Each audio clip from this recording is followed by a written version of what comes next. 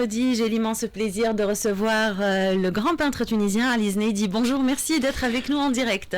Merci beaucoup pour cette invitation. Alors, je suis ravi d'être parmi vous, l'invité de la RTCI. Tout le plaisir est pour nous. Vous avez fait l'école des Beaux-Arts. On aura le temps d'en parler dans quelques instants. Vous avez participé à plusieurs expositions collectives et personnelles. Vous êtes membre fondateur des échanges culturels en Méditerranée en France. Vous êtes conseiller artistique auprès de certaines associations. Mais, Ali Zneidi, la vraie histoire commence bien plus loin. Vous voyez le jour dans le quartier de Bebzira, et ce lieu devient une source d'inspiration. On va remonter le temps ensemble. Si je vous demande, par exemple, de vous remémorer l'enfance à Bebzira, le quartier de Bebzira, cette époque-là, qu'est-ce que vous en retenez aujourd'hui? Moi, je pense que c'était une des meilleures enfances de notre génération. Parce que vous ne pouvez pas imaginer mon attachement et mon amour à ce centre cosmopolite, multilingue, multiconfessionnel, multiracial. Et c'est là que j'ai appris la différence et la richesse des cultures. J'étais en même temps entre les maisons de type dit arabe ou méditerranéen et les immeubles construits depuis l'époque Art déco et Art nouveau, c'est-à-dire entre 1905 et 1920, j'étais parmi ça. Mais mon amour et mon attachement, c'était toujours pour la maison traditionnelle, avec la cour, avec le puits, avec le réservoir de l'eau pluviale, et là où notre vie, nos traditions se déroulaient, et là où l'espace est conçu par le type de société qui est une société traditionnelle, musulmane ou arabo-méditerranéenne, et on a vécu beaucoup de temps de joie et de bonheur. Et j'ai dans ma mémoire des millions d'images qui m'ont inspiré, qui m'ont aidé à aimer la vie et être fier de mon pays, être fier de Tunis et être fier de nos quartiers, faubourgs, sud de la Médina.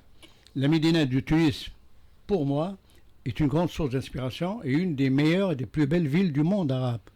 À ce jour, on va en parler de l'évolution du paysage urbain. Est-ce que Bebzira, que vous avez connu, est la même aujourd'hui? Ça sera ma question. Ça a changé. Vous savez, Tunis a été ruralisé depuis, je dirais, les début 80. Il y a eu la scolarisation généralisée. Il y a eu, c'est-à-dire, beaucoup de routes faites, beaucoup de sociétés de transport, beaucoup de taxis. Donc, les gens qui venaient de l'intérieur étaient pour eux plus aisés, plus facile de descendre en ville. Parce que finalement, le travail, on le trouve dans la ville et dans les côtes nord ou de l'est. Et c'est pour ça que la région de Bizerte, la région du Caban, Tunis et Caban, la région du Sahel, rien qu'à elle seule, elle abrite 64% de la population tunisienne. C'est pas normal. Tandis que la campagne s'est vidée. Elle représente 16% de la population tunisienne selon le dernier recensement fait en 2024. Et donc on sent ça. L'intérieur, il est beau, mais il manque beaucoup de choses. Il manque le travail, il manque les services, il manque les loisirs, il manque les... je sais pas, il manque beaucoup de choses, en fin de compte. On revient au quartier de Bebzira, si vous permettez, Ali Zneidi. Si je vous demandais, par exemple, de jouer un petit jeu, de fermer les yeux, qu'est-ce qui arrive en premier quand vous vous rappelez Bebzira? Est-ce que ce sont des couleurs? Est-ce que ce sont des odeurs? Est-ce que ce sont des bruits? Qu'est-ce qui atterrit en premier dans votre tête et dans votre cœur? Tout s'entremêle. Tout s'entremêle. Moi, j'avais pensé un jour au feu si Zubair Turki, comment il sentait la friture des poissons de loin quand il rentrait dans son quartier à Halfawin. Eh bien, pour moi, la première des choses qui arrivent, il faut le dire, c'est vrai, c'était l'odeur de la cuisine, qui était très épicée, qui était très parfumée, mais, et au premier abord, le jeu d'ombre et de lumière qui m'ont ensorcelé. Et ce même jeu que j'ai transmis à mes élèves durant ma première année d'enseignement à Hammamet. Et j'exigeais de mon proviseur d'accompagner les élèves en ville, de faire le cours en ville, sur les terrasses de la vieille ville d'Hammamet, pour comprendre ce que c'est la valeur, les ombres, les angles, les dégradés, les murs, les plans dans l'espace, tout ça. Donc, ce que j'ai appris, ce que j'ai mémorisé, ce que j'ai enregistré, je l'ai transmis à mes élèves. Et c'est ça, le rôle du prof, c'est d'éveiller le regard du jeune et puis de lui faire aimer son espace où il vit. Donc, Bab el Jazira, qui était pour moi un mini-monde, parce qu'il y avait tout, et m'a appris à aimer la vie, à aimer la différence, à accepter la différence. Je jouais aussi bien avec des Espagnols, des Maltais, des Italiens, à la rue Jean Massé, qui avait une école en son nom, c'est un homme politique, et puis la rue de Carthage, on jouait avec les Italiens, et puis un peu à Sidi Boumardoum al-Hafsiya, on allait durant le mois de Ramadan pour faire les balançoires, ou bien pour acheter un peu des fringues de Hafsiya. Et il y avait, on n'avait pas l'idée de partir à l'étranger, on avait tout à Tunis. On avait tout à Tunis. Et puis il y avait l'amitié, il y avait les clubs, il y avait les jeux, il y avait l'amour entre les amis du quartier. Et c'était des années de bonheur. Ce bonheur, aujourd'hui, on l'a perdu parce qu'on est tombé dans c'est-à-dire dans la consommation, je dirais, débile. On a besoin de tout maintenant. Mais avant, on n'avait besoin de rien. On jouait, on montrait nos cahiers, on récitait, on apprenait à aimer les films, à connaître les romans, que ce soit de la culture arabe, comme de la culture aussi indienne ou russe, ou de la culture européenne. Et le niveau de l'enseignement, c'est autre chose.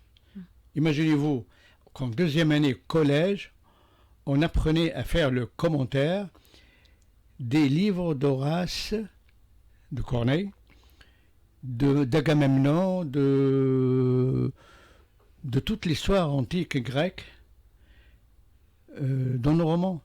Et on avait des séances de conversation avec notre professeur, Madame Jaïd, la femme de feu, docteur Hichem Jaïd, et on a appris beaucoup d'elle. Et je ne peux pas tout vous décrire. C'était un autre monde. On dirait qu'on a changé de planète. Alors, est-ce qu'on a changé de planète? Est-ce que vous êtes nostalgique par rapport à cette époque-là? Mais avant cela, vous parliez à l'instant, Alizné dit d'une enfance heureuse, d'une enfance confortable, comme dirait Aldo Naouri. Est-ce que vous avez continué tout au long de votre parcours artistique et tout au long de votre vie à puiser dans ce panier-là, à prendre dans cette enfance heureuse? Ça reste enraciné pour la vie et jusqu'à la mort. Quelqu'un qui aime une femme, un vrai amour, c'est pour la vie.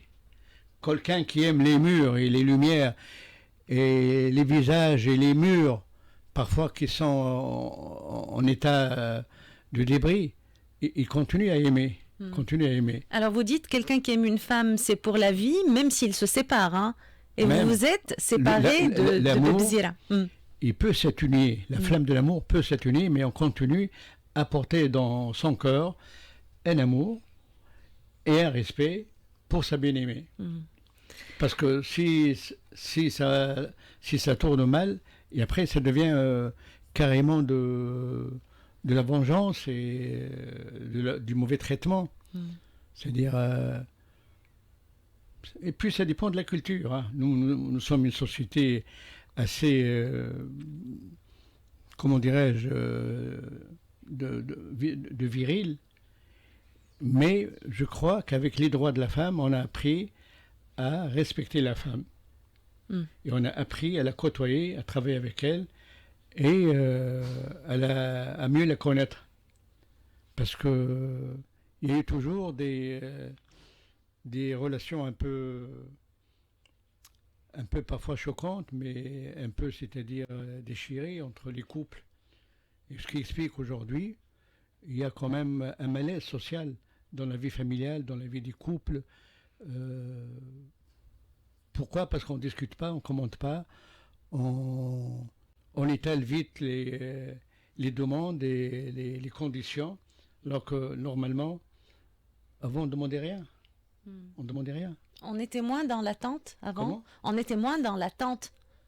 On attendait moins de l'autre. Oui, oui. Mm, mm. Oui, non, et puis il n'y avait pas tout ce, tout ce spectacle de meubles, de services, de trucs, de... Non, mais c'est dingue. Ça coûte cher et puis les gens, ils fuient. Et les gens, ils n'ont plus besoin de... Parce que primo, il y a plus de liberté sexuelle qu'avant. Avant, donner un bisou à quelqu'un, c'était la fin du monde et c'était quand même un grand scandale. On n'osait même pas regarder. Peut-être on vole un regard des yeux verts des filles de Montfleury qui vont au lycée Alaoui, qui étaient très Parce très que vous avez fait lycée Alaoui aussi. Moi, j'ai fait le lycée Alaoui. Oui. J'étais un brillant élève et j'étais très, c'est-à-dire choyé par mon professeur Feu Nourdine Khayeshi, lui-même le fils du grand peintre des palais husseynites, le Hedi Khayeshi. Il m'invitait chez lui, à la Marsa, pour voir ce qu'il fait. Et j'étais donc un élément brillant dans sa classe. Et je me rappelle, mes cours de dessin, je les ai faits de la première année jusqu'à la classe de bac. Donc je faisais déjà des dessins, c'est-à-dire fusain, crayon. Je dessinais les éléments de l'art romain ou l'art grec. Je dessinais les bas-reliefs. Et j'aimais ça. Mais en même temps, je dessinais en cachette tous les exercices de mes copains contre un millefeuille ou contre une boisson gazeuse. C'était pas cher payé. Alors, votre père, votre père, hein, a connu le grand peintre Roubzov. Il vous en parlait de cette rencontre? Oui, mais vous savez, Roubzov, il était à la rue El Jazira. Absolument. Nous sommes à la rue Sabra. Il y a juste une petite place, là où il y a le marché, là où il y a l'immeuble décor de l'italien Taboni, et les gens se croisaient. Et mon père, c'était son chemin pour aller à Mdeng el-Halfa, la rue El Jazira, qui s'appelle aussi la place de la Khirba. Khirba, c'est-à-dire le lieu de Moli, parce que c'était une place qui a été bombardée par les Allemands. Et le Halfa, ça veut dire la plante de la steppe, là, avec laquelle on fait les coups fins, on fait des objets, c'est-à-dire usuels. Et mon père, donc, il a eu l'occasion de voir, de parler et de voir la peinture. Et il a connu de près. Moi, je n'étais pas né encore. Oui. Et Roubzov, il est mort en 1949. Et mon père, il était établi à la rue Sabra depuis 1947, mais auparavant, c'était la place Bghira. Et auparavant, c'était rue Siad Jdlil, au fond de la rue Beffella. Mais encore plus tôt, c'était la rue Sidi Mansour. Donc ma famille, elle est établie dans le quartier sud de Tunis depuis fin 19e siècle. À l'origine, le grand-père, il était descendu, c'est-à-dire de Kélibia. Il n'avait pas de métier, il était rentier, parce que mes aïeux, ils possédaient des terres, ils étaient des agriculteurs, mais ils étaient aussi des fervents artisans de la cuirasse, qui sert à faire la détente, la cuirasse du fusil. L'arme, c'est pour ça il s'appelle Znaidi, qui vient de Zned. Zned, c'est la cuirasse. Et c'est un nom de métier. Donc, ils avaient leur boutique à la rue Sidi Sordi, qui donne sur comment s'appelle le quartier des bouchers, Souk Blat. Le Souk Blat, ça veut dire le marché du Bilat, du palais, parce que c'était aussi la route du souverain Hafsid qui passait par là-bas. Et donc c'était une période très riche en événements, en rencontres, et puis on croisait partout. Il y avait les Allemands, les Italiens, les Maltais, les Espagnols, les Algériens, les Libyens, les Espagnols, tout. Alors, à cette époque-là, de quoi rêviez-vous? Est-ce que vous rêviez déjà de devenir peintre, Ali Znedi? Ben, je me rappelle de Rombi, je me rappelle d'un peintre juif de Gabès. Ils vous ont inspiré? Vous aviez envie de faire Oui, ce oui, moi, je me métier-là? rappelle, parce que j'ai vu des peintures déjà durant les années 50. Quand j'allais à l'école Sidi Ali Azzouz, parfois il y avait des dames qui transportaient des peintres. Je les suivais comme un chat pour voir ce qu'il y a dedans. Ou alors je levais mes yeux pour admirer les appartements allumés, illuminés, de la rue Sebha ou de la rue du Fossé ou de la rue de Carthage. Et là, je voyais un peu les tableaux accrochés. Donc j'ai connu pas mal de peintres. Pas mal. Il y a Nicosia aussi, il y avait... et puis, entre autres, j'ai découvert les peintres tunisiens. Déjà, les années 60, je connaissais la plupart des peintres de l'école de Tunis. Et mon professeur, il m'a aidé aussi à voir, à connaître. Et on s'échangeait des livres sur l'histoire de l'art, sur les courants artistiques. Et on était très éveillés parce qu'on aimait ça. On aimait la littérature, on aimait les jeux, on aimait le cinéma, la lecture, la peinture, le sport. On était tout le temps occupés. Alors, on va ouvrir une petite parenthèse. Vous avez ramené au studio, et je vous en remercie, une sorte de petit atelier. Qui a d'ailleurs embelli la table du studio. C'est devenu plus joyeux, loin de nos câbles et de nos micros et de nos casques. Alors, qu'est-ce qu'il y a sur cette table? Qu'est-ce qu'on retrouve? C'est quoi ce mini-monde de Ali Znedi? Il y a un coin cher Oui. qui est le cimetière où est enterrée ma famille. Oui. C'est-à-dire ma famille qui remonte au grand-père. Donc vous avez photographié d'un côté Là où est enterrée ma mère, paix à son qui est morte à âme. 98 ans, Oui. il y a 7 ans, où est enterrée aussi ma sœur aînée, morte il y a 2 ans. Et puis là où il y a un arc qui donne sur les abattoirs où travaille mon père. Donc j'ai trouvé comment le hasard fait bien les choses. Le tombeau de ma mère, il est à une courte distance des abattoirs. Alors moi je me dis, comme ça quand elle se lève ou quand son âme rôde dans le cimetière, elle peut voir le travail de mon père. Oui. Donc là, on retrouve aussi là c'est cet arc. l'aquarelle, oui. C'est votre aquarelle. Vous avez reproduit. Non, là c'est une photo. C'est une Tout photo. ça, ce sont des photos. Je vais vous montrer un peu les... Et ça vous inspire plus tard pour sûr. des peintures? Qu'est-ce que vous en avez fait ou pas encore? Ça m'inspire. Primo, la quiétude, pardon. Ça m'inspire.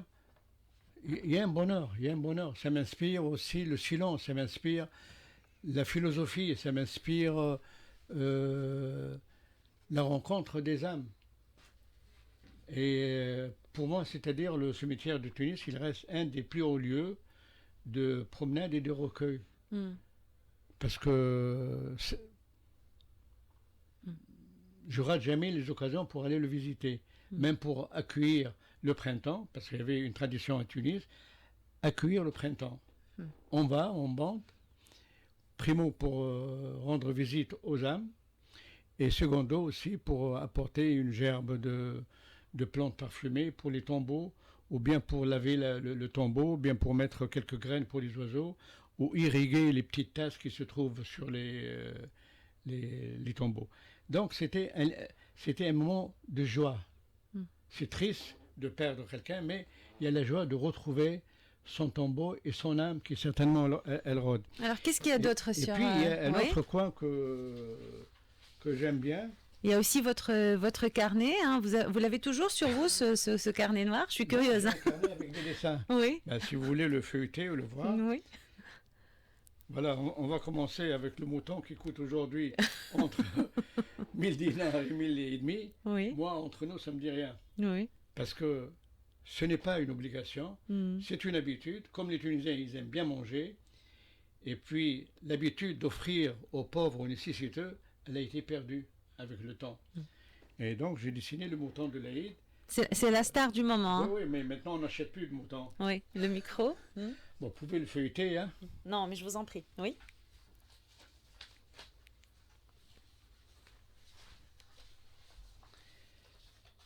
Là, j'ai voulu vous montrer des photos de famille ou de mon déplacement quand je peins à l'étranger et quand je me déplace pour, peindre. Oui. Qu'est-ce qui inspire Alice Nedi aujourd'hui?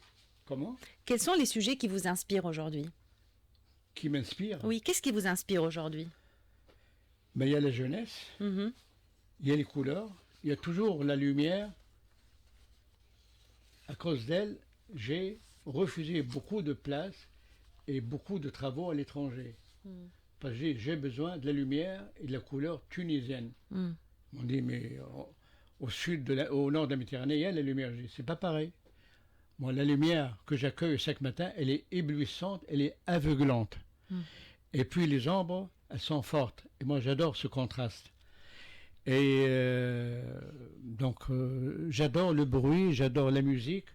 En Europe, on n'écoute pas beaucoup de musique, c'est-à-dire du tapage. Qu'est-ce que vous écoutez comme musique à Alice Nedi? Moi, j'écoute beaucoup Abdel Wahab. J'écoutais beaucoup quand j'étais jeune, c'est-à-dire les chansons françaises très à la mode, Adamo, ou bien Moussaki, ou bien et bien d'autres de la même période, Françoise Hardy, que j'adorais, c'est très doux, très doux. Johnny et compagnie, donc il y avait une très belle palette de chansons, et on était donc heureux rien qu'en écoutant des chansons. On n'avait pas besoin ni de sabots, comme on s'appelle, des espadrilles Nike à 300 dinars, non. Alors, on va continuer à être heureux en écoutant de la musique. C'est un chanteur que vous nous proposez de retrouver aujourd'hui. C'est Jean Ferrat qui chante pour nous « Si peut dire que je t'aime ». On écoute et on revient après. Très bien, merci beaucoup.